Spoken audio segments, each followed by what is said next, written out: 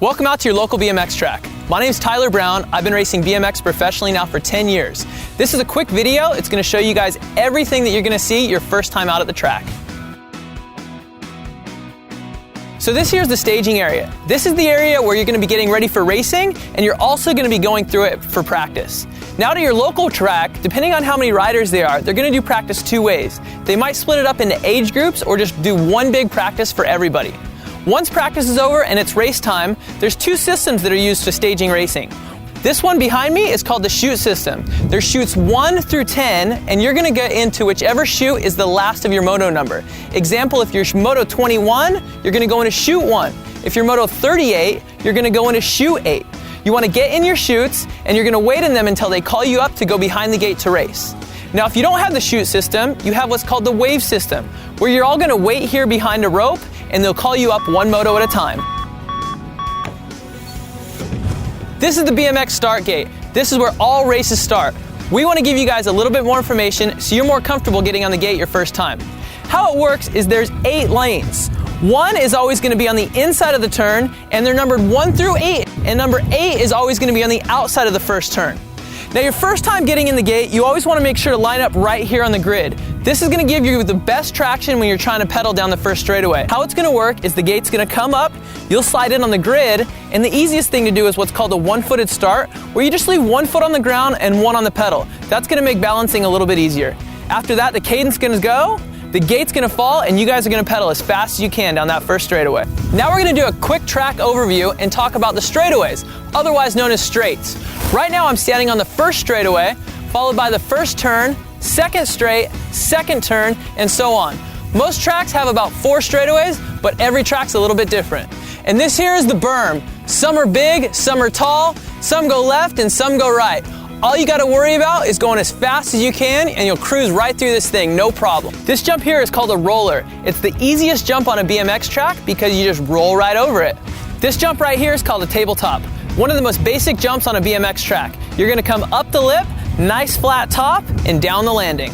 This right here is a double. Pretty simple. It's called a double because there's 2. 1 lip, 1 landing. A triple is almost the exact same, but there's 3. A lip, a roller in the middle, and a landing. Every jump is going to be different at every track. Some of them are taller, shorter, and longer. Just depends on what's at your local track. The jump behind me here is called a step up. It's pretty simple. It's because you step up. It's a lot like a double jump, but the landing is always going to be taller than the lip. This straightaway here is called the rhythm section. The reason that we call it that is because you got to find a good rhythm to get through here as fast as possible. There's a lot of smaller jumps put close together, so you're not going to worry about pedaling through here as much. Instead, you're going to want to pump as hard as you can and find that smooth rhythm to get through here as fast as possible. So we covered the rest of the track, and now we're here at the finish line.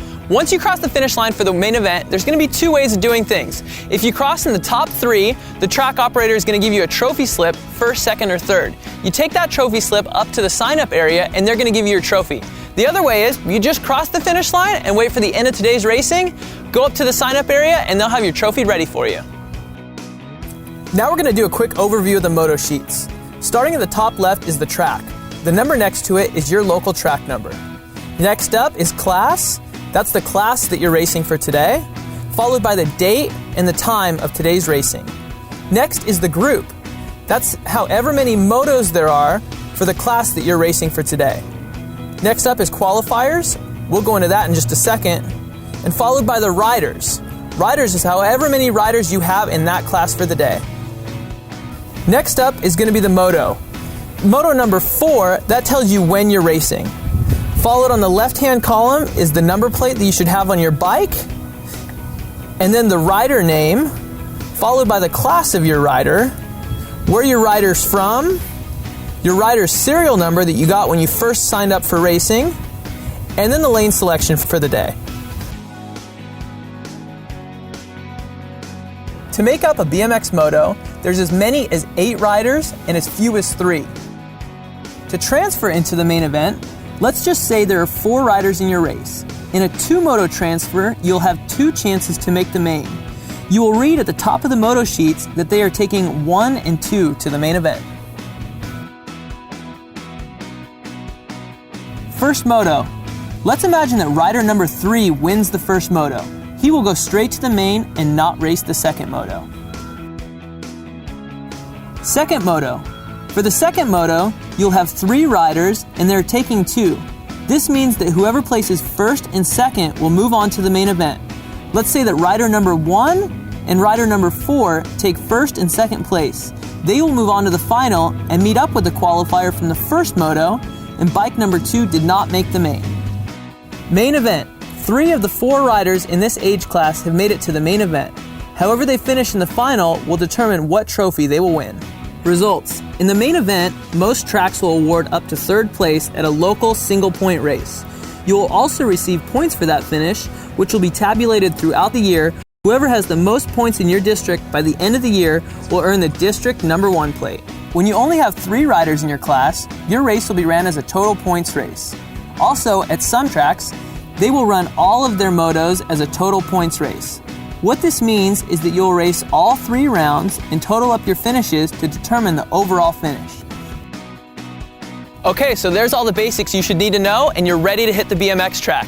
I know you're gonna have a lot of fun out there. At the end of today's racing, if you're looking to get better and learn some more BMX skills, make sure to reach out to your local BMX track operator or BMX coach for more information.